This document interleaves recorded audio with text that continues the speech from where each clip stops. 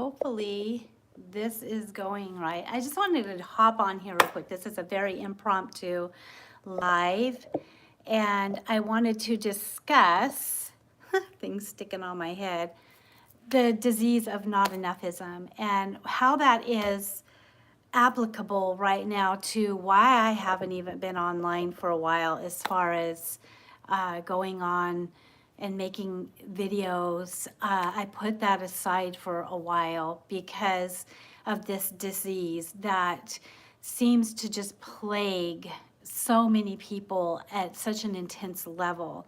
And I think so many of us I call it the disease of not enoughism. I coined that term about a year ago, and maybe a little longer. But it basically is just always feeling like something is not enough about you or about what you're doing, about who you are. It's a disease in humanity that humanity has, that I've seen in myself, and it's viral, it's very contagious, it's very extremely hard to find a full remedy to completely eradicate it out of your life. And I am so tired of dealing with it, really. I really would love to see a completely different world around where this disease is not around, and this disease of not enoughism. And what am I talking about? I'm talking about never feeling like you're enough. You don't have enough makeup on. You're not pretty enough. You're not skinny enough. You're not fat enough.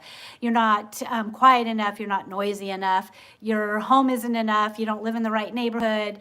You don't go to the right school. You don't have the right credentials. You don't smile enough. You smile too much. You're too this. You're too that. You're not enough of this. You're not enough of that. It's the disease of not enoughism. And the symptoms are that you always have an underlying feeling of, I got to do more. I got to be more. And it's a slave mentality. It's slave driving. It's like feeling like you have this invisible energetic whip on your back constantly.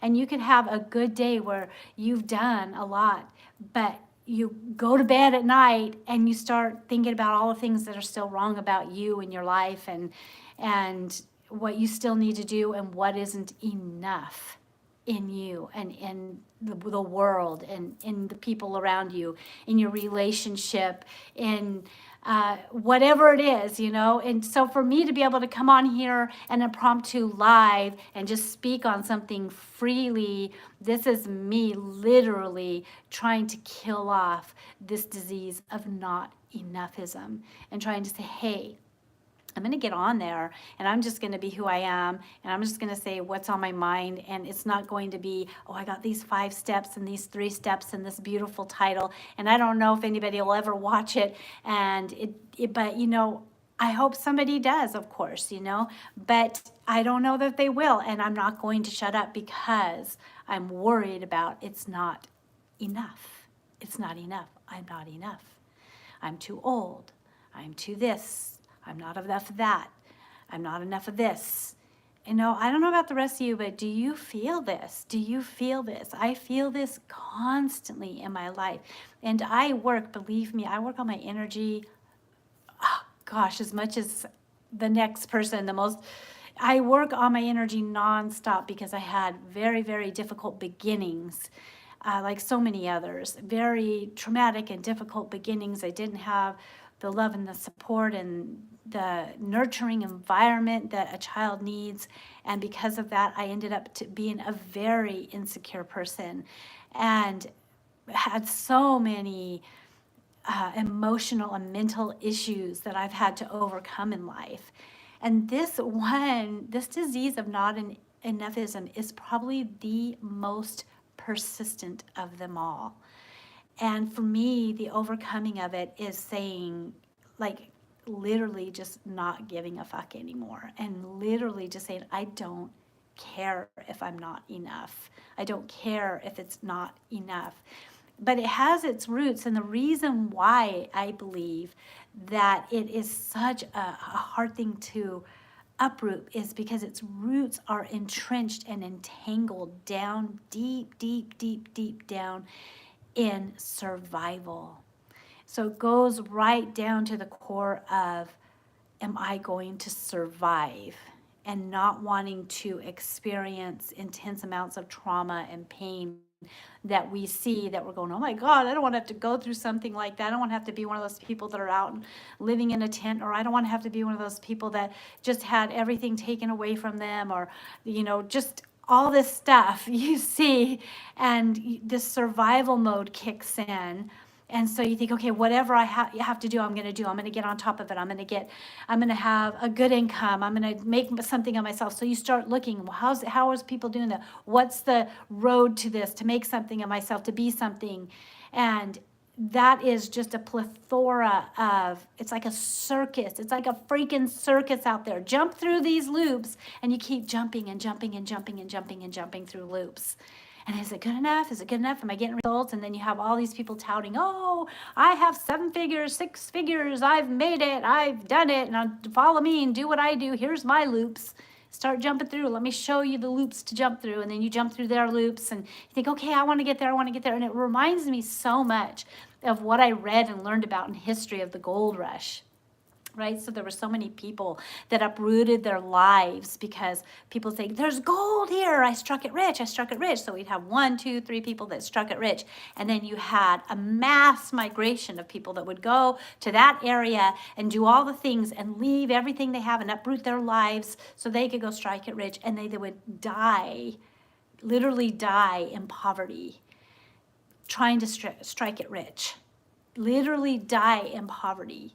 I mean, it was just horrible. Or some of them would get rich for a little while and then they'd lose it all. Or somebody would kill them for it or whatever. And it's just like this mass, everybody jumping in the hoops that somebody else is jumping in. So I can have all that they have. So I can have that too. So I can be there too. So I can be important too. So that I am safe.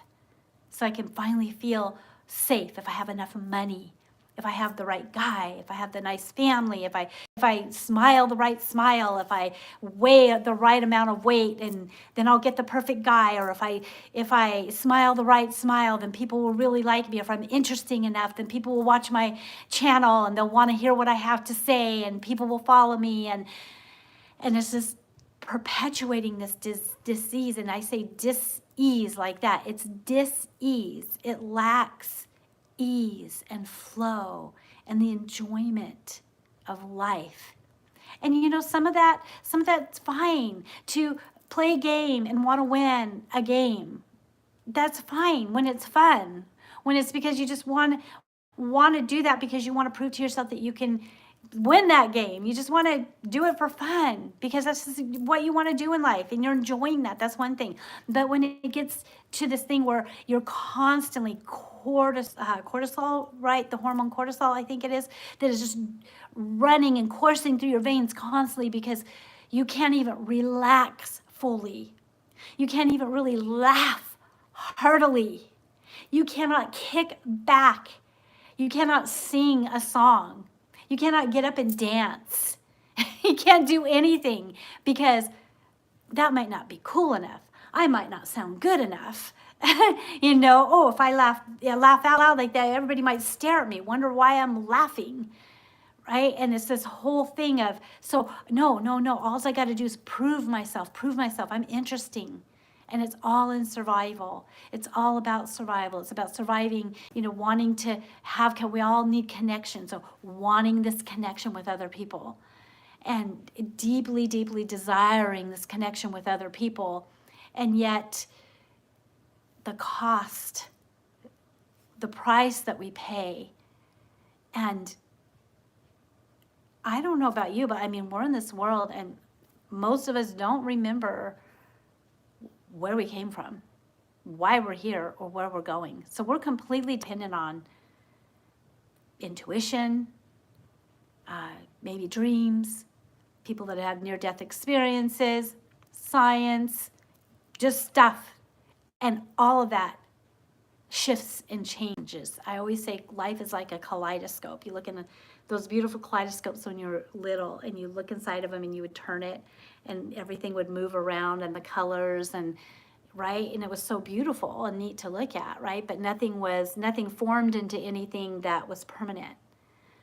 And that's how life is. Life is like this kaleidoscope, and it's always changing. Science is always changing. They tell you one year that the best thing to eat is veggies, and then you hear something else like, oh, you better not be eating all these veggies, are really bad for you. And then you hear, oh, you need to be eating these, and or you need to have this shot, or you need to not do that shot, or this shot was the best thing for you, oh, now we know it's the worst thing for you, it poisoned you.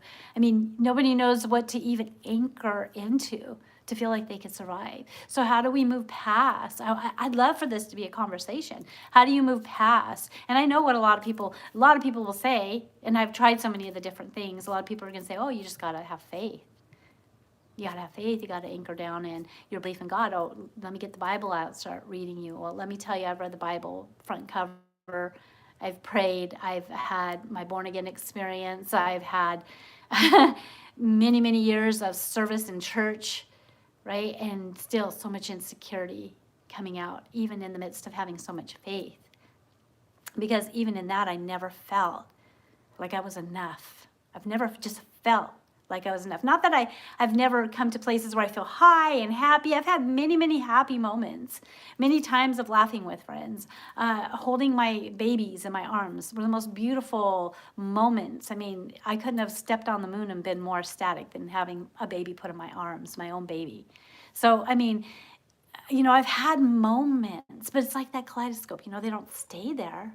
It moves, right? And things can change. And after a while, now you've had this beautiful baby in your arms, but now you have a baby that you've got to take down to the hospital because it's barely alive, like my third baby. And now she has brain damage, and now there's sadness that comes along with that, and deep heartache and insecurity. What's her future going to be like? Where she's an adult now, what kind of life does she have? Is she happy? Can she, all those things, right? And then you're a mother, and am I doing enough? Am I doing enough? Am I enough? Am I being enough? You're a wife, am I? And when you had those moments of falling in love, and everything was beautiful, and you looked into each other's eyes, and you knew that you were in love forever, right? And then you get 10 years down into the marriage, and you're having a horrible fight, and you're thinking about separating and wondering what went wrong, and am I enough? Am I too fat? Why are they mad? What haven't I done enough? The man feels the same way. Where haven't I been enough? Have I not provided enough? Whatever.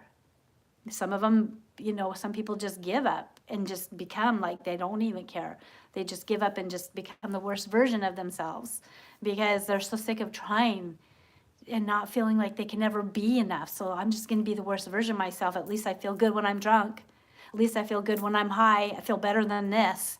So let me do that. It's the disease of not-enoughism. And where's the antidote for this? Where's the antidote for this? Where does this end? Where does this end? And I feel like it has to end with a decision. I think that for me, that this is what I'm concluding in my own life. It's a decision. It's a decision to get on this live and talk about this, and not really caring where it's going or where it's headed or who watches it or who doesn't watch it or who hates it or who likes it, because it's not about this live being enough for anything or anybody. It's about me opening up and saying, hey, let's be real here. I'm seeing this thing, and I see it in so many other people where they don't feel like they're enough. They're not enough for their mom and dad. They're not enough for their wife. They're not enough for their job. They're not enough to get a decent home to live in. They're not enough to be able to take that vacation that so many others can take. They're not enough for, whatever. Not enough. Not enough. Got to do more. What more hoops do I need to jump through in order to have that, a nice car that doesn't break down all the time? What hoops do I need to jump through? And they don't even know because they're not taught. Because we're taught in school, we're dummied down, right? We're not taught how to invest, how to play the money game. We're not taught those things.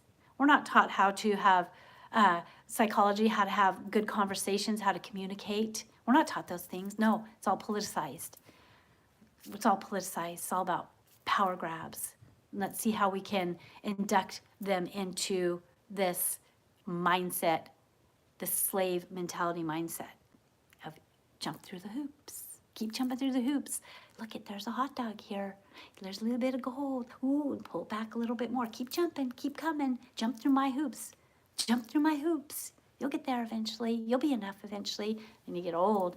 And then you're sitting there with so many regrets. Well, I did this and I did that and I did this and I did that. I did all the things I wanted to do, but I had no relationship with my family. Or I had the best relationship with my family. We have so many good memories, but I never did anything I really wanted to do. Not enough.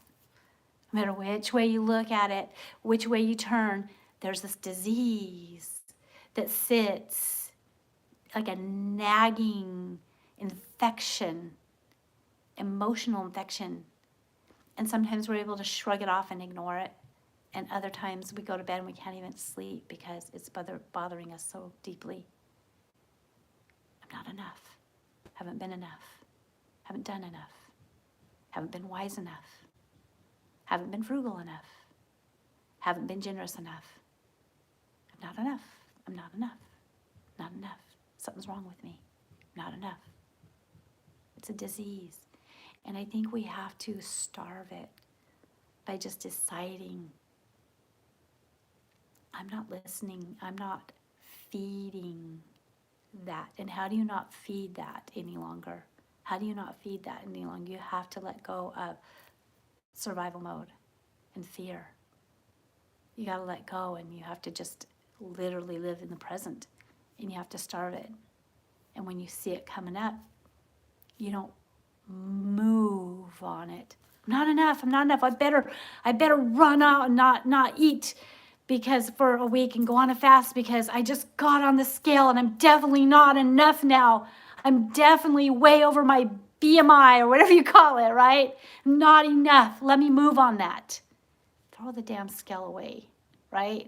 And I'm not saying, okay, because right now I'm in losing weight, okay? So I'm not saying not trying to, we're always evolving. So maybe we want to feel better, okay? That's different. I want to feel better. I want to have more energy. And I know that if I was lighter, I would feel better. That's not about being enough. That's about how I want to feel, okay? I just want to feel better. A little bit different. Everywhere we turn in this society, there is an advertisement. There is a social media. There is somebody telling us that we are not enough in some way. Every freaking place I turn, something is telling me I'm not enough, whether a magazine title or something that pops up on my phone or some kind of headway on the street is telling me you are not enough. Lose weight, plump your lips, get your thighs smaller, learn to have a better personality, learn to stand out in a crowd, just like all the way around, be more spiritual, learn how to meditate, do this, do that, do this, do that, so that you can be enough, so that you now can be worthy of enoughism, worthy of what?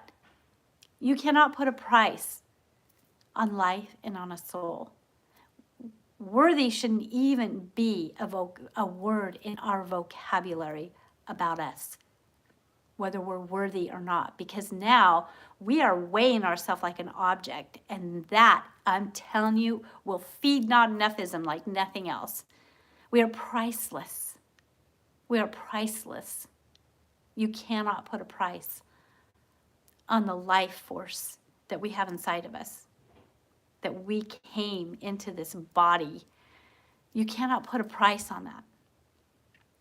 And I think if there was going to be any regrets in my life, I'm 55 years old on this earth, okay? I think if I had any regrets, if I were to die today, it would be all the time I've sat twiddling my thumbs and couldn't breathe, and anxiety attacks, and anxious and crying and hurt and worried, and all the time I spent in knots, clenching my jaws, ruining my teeth, getting more wrinkles, all of it, worried that I am not enough because somebody said something smart-ass to me, because somebody looked at me the wrong way, because that ad showed me that my lips are too thin and I should be plumping them.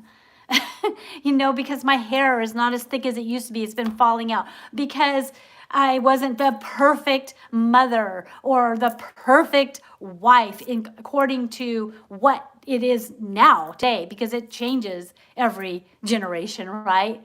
All those things change. Life as a kaleidoscope. It's always changing. So you can never quite get there, because as soon as you get to that perfection that you're supposed to be, bam, it changes.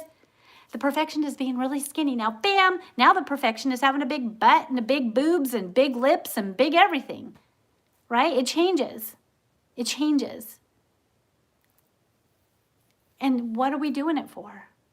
What are we doing it for? For survival.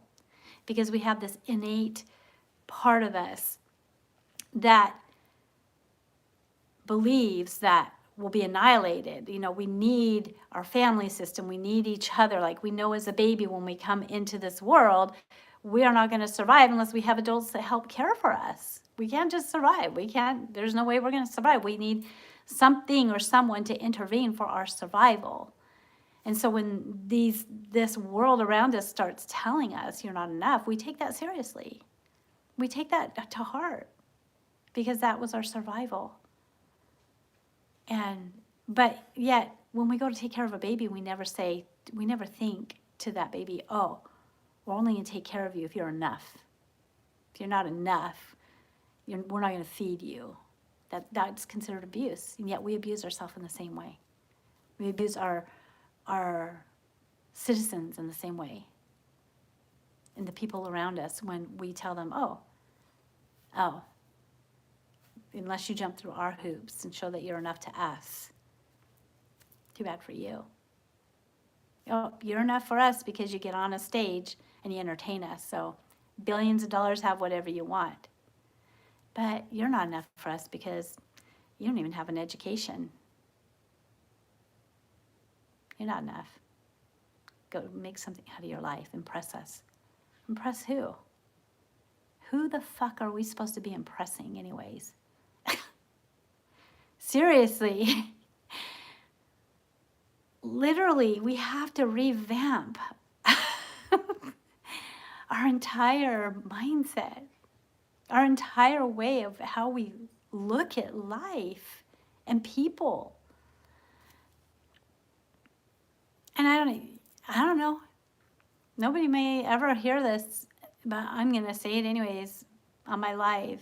This is the first thing I've done on my YouTube channel for a couple months. And I just want to talk about this not-enoughism, and I'm just dumping out what's been in my heart about all this and in my mind about all this. I'm so tired of feeling.